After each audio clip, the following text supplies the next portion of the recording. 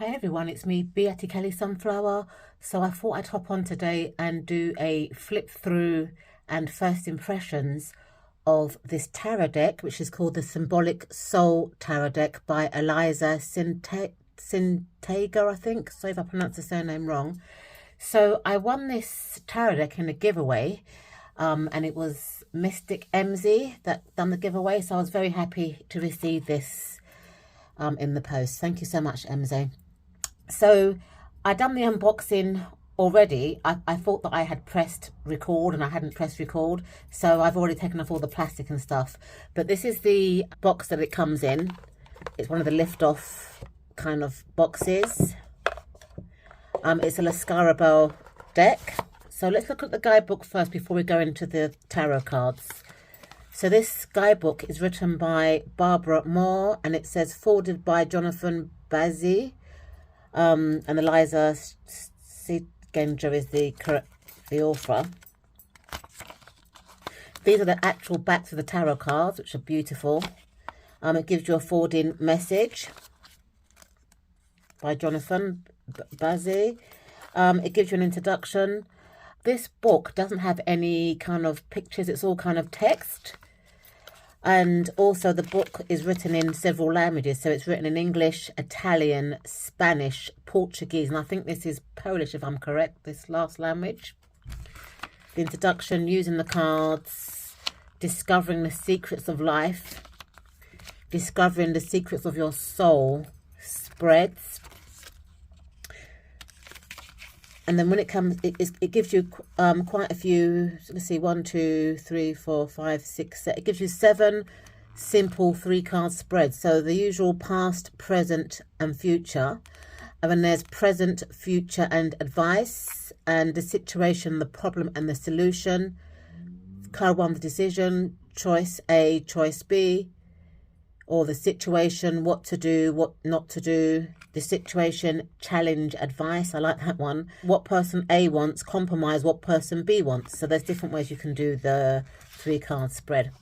Then it goes into the major arcana, and it gives you a little paragraph about what the major arcana is. And for each card, it gives you some keywords and some text, but there's no reversed meanings in it either. So it does that for all of the suits as well as the major arcana. And each language, so for example the English language is 42 pages, but the whole guidebook for all the other languages is 128 pages.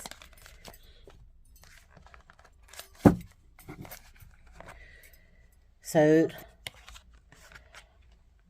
this is the back of the cards, and if you compare it for size with a regular RWS card, you can see that there's no difference. It's exactly the same size as an RWS card. Okay, so let's flip through these cards. So I love the color palette. You know, it's like black and white with a splash of gold. It's just really kind of nice. If you look at the Fool, he's got like bunny ears, and he's got like 2 faces at the side of his head that are covered over. You can't see the eyes, and he's looking straight ahead but not looking where he's going into that flame. And the monkey, which is the guide, seems to be edging him on by playing this trumpet. He's got a mushroom, so it could be higher magic mushrooms, who knows. Beautiful magician. She's wearing the affinity as a pair of glasses. Very curvy, and I like how her arm is detached from her body, so that's the kind of magician-y, magic-y side. She's got all the suits on her table. It's a nice depiction of the magician. So you got the High Priestess, and you can see all the eyes there, you know, for her intuition. It's got the cape, the pomegranates, the crescent moon. It's got the pillows and everything. So if you're a Rider-Waite-Smith person, you wouldn't find this deck a challenge to read with. The Empress, she's kind of got like a masculine body with boobs and a kind of androgynous face, a very androgynous sort of like character. And I like how the kind of joints are like dolls. Do you know, like you get some dolls and they're kind of jointed. This is what the joints remind me in their arms and their legs. So you got the Emperor, and he's holding that ball of fire quite confidently to say that he's not easily scared. He's got the Aries, and there's like knives going through the head.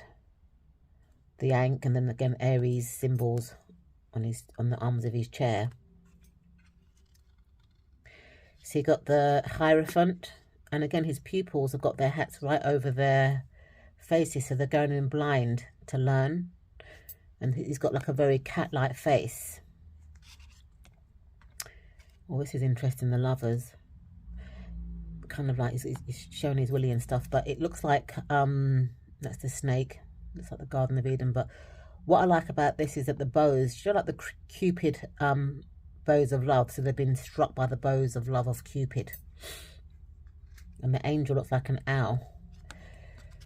So you got the Chariot. I love this Strength card. I love how the lion is actually embracing the lady, and they seem to be entwined into one thing, you know. So this is like the inner strength. Absolutely nice. So the Hermit, no face, and he's using the stars to guide him. Oh, that's really interesting. You've got the Wheel of Fortune.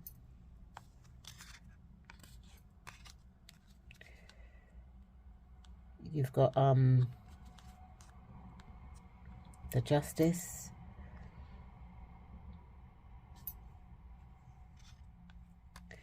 The Hangman. This is a really nice hangman. Again, curvy, like hourglass figure, but she's quite full-figured, and she's hanging up. Again, she's got those kind of legs like dolls have, those kind of jointed legs. The Death card. I don't know if you can see this, but one of the people that are on the ground has got like a face mask on. The archetypes are very kind of androgynous, that they kind of got masculine faces but feminine hips and stuff. Very interesting. I like this Temperance card. I like how she's got her tip of her toe in the water. She's testing the waters there before she finds that balance. So you've got the Devil card.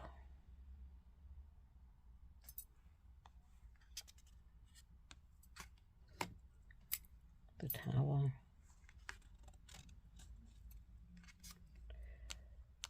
The Star, which also looks kind of temperance-y. Look at the Moon crying. It's interesting. The Sun. I like the fact that the Sun's an adult and not a child. It's like a teenager or a kind of adult in their 20s, and it looks like she's been protected by or surrounded by sunflowers.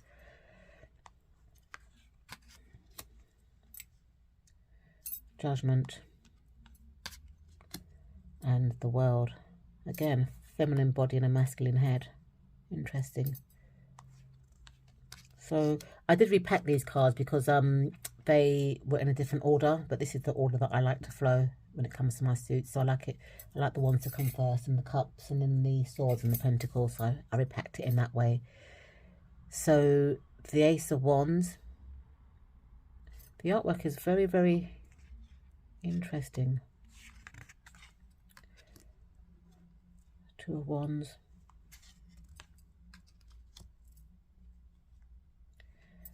The Three of Wands. Look at the jacket, the symbol on the jacket.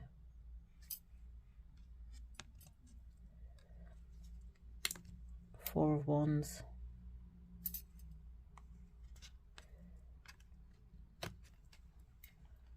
Five of Wands. So you've got the Six of Wands. 7. Look at that, showing the heels, very defiant, you know, like standing their ground. You can feel the energy.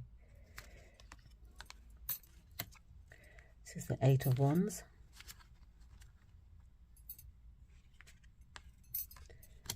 9 of Wands. And 10 of Wands. So moving on to the Court card, you've got the Page, the Knight, the Queen. It's quite a sexual card. And the King. So moving on to the Suit of Cups.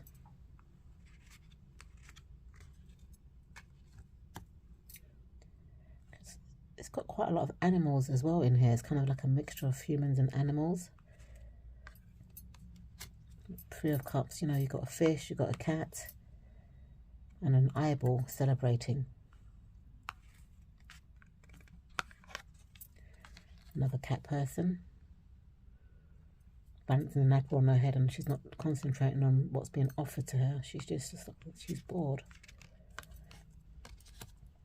Look at all these tears. And not concentrating on what's standing up behind you. Six of Cups. It looks like this child's looking in the present and in the past.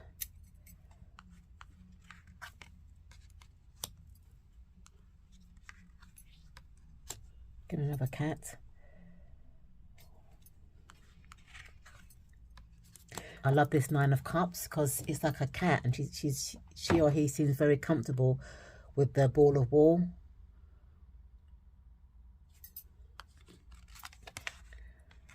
And this Ten of Cups is very interesting because it's like a couple that are blended together with their child and their pet.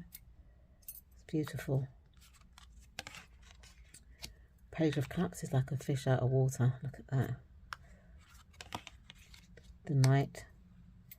Romantic has got like a couple of roses.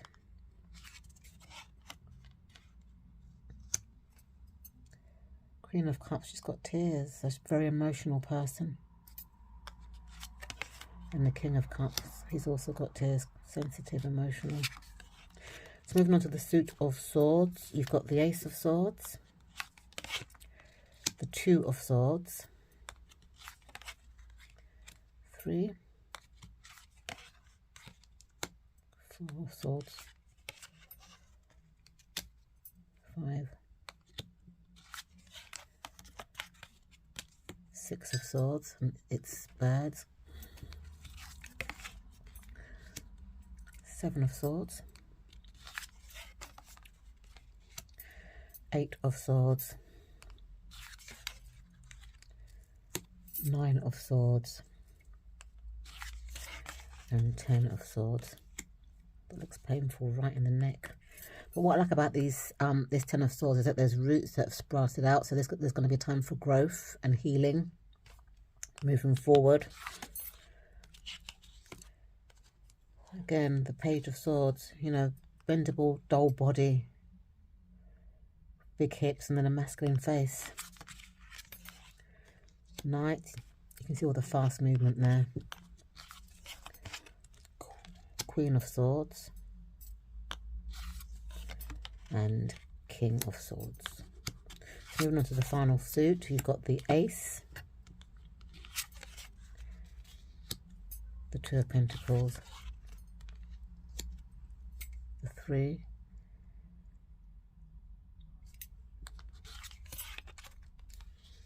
4 of Pentacles. 5. 6. 7. 8. 9. Oops.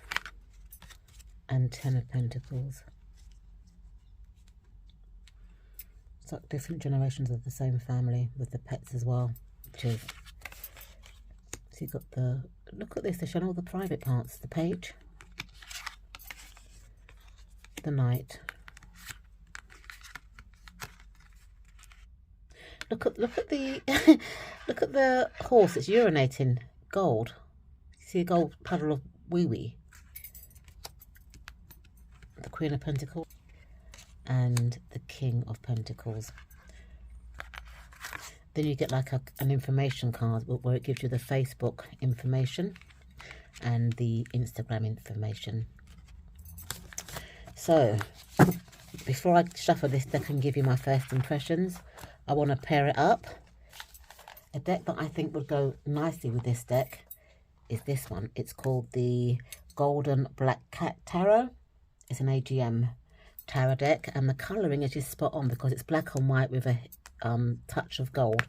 The only difference is that the cat tarot has got like gilding, and obviously this tarot deck hasn't. But I think as a pair, they really do work together. Plus, the Symbolic Soul has got like a lot of animal kind of energy in there as well, and this is cats. So I think they will go together. Oops, daisy. Oh dear. Let's turn this around.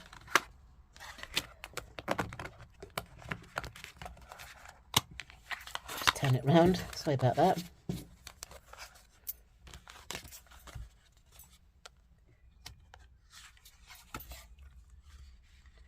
The backs are very, very different, because if you look at the backs of this one, it's quite different to the backs of this, but the actual colour palette to me is spot on, and they really complement each other.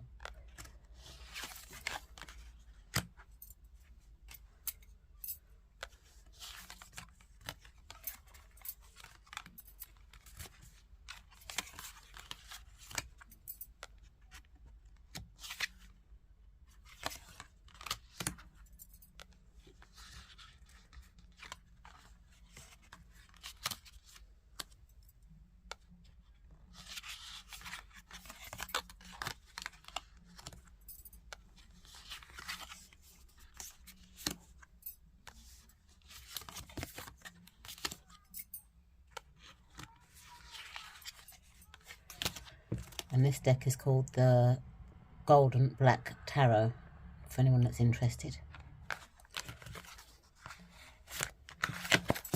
Okay, so let's give my cards a shuffle. Oh, they shuffle nice, and they've got that same click, click, click noise. And I do prefer a heavier card because it makes the shuffling easier. Now, I guess if you're a bridge shuffler or a riffle shuffler, you'd want the cards to be a bit more flexible. And these cards are semi-flexible, but I think that a bridge and riffle shuffler might find this a challenge to shuffle. But an overhand shuffler will find this deck really fun to shuffle. Okay, so what are my first impressions? I absolutely love this deck. I always say this, but the colour palette is really, really interesting. It's kind of quirky. I like the fact that a lot of the archetypes are endogenous. You know, I like that they've kind of mixed animals in with it. There's a bit of nudity, you know, with bosoms and stuff. And that, but nothing too extreme. If you can read the Rider-Waite-Smith system, you'll have no issue reading this book because all the symbols are there. It's just that it's a bit more quirkier on some of the cards. But if you're a bit of a prude, you might not like some of the cards because, you know, that some of the cards are naughty. You know, we get the horse peeing, and I think it was the Queen of Wands that had her legs in a kind of like compromising way. But apart from that, it's a beautiful deck. I guess it's going to be fun to work with. And I just wish that there was a bigger kind of guidebook. This guidebook is quite basic. It's 42 pages for each language.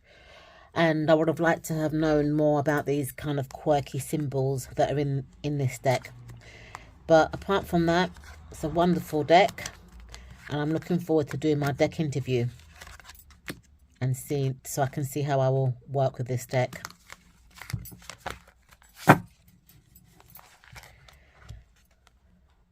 So thank you so much, MZ, for doing the giveaway and sending me this deck. The other deck that I've paired with it is called the Golden Black Cat Tarot, and I will leave a link for this in the description bar, as well as a link for the Symbolic Soul Tarot. Thank you so much for watching, and I'll see you in my next video. Bye for now.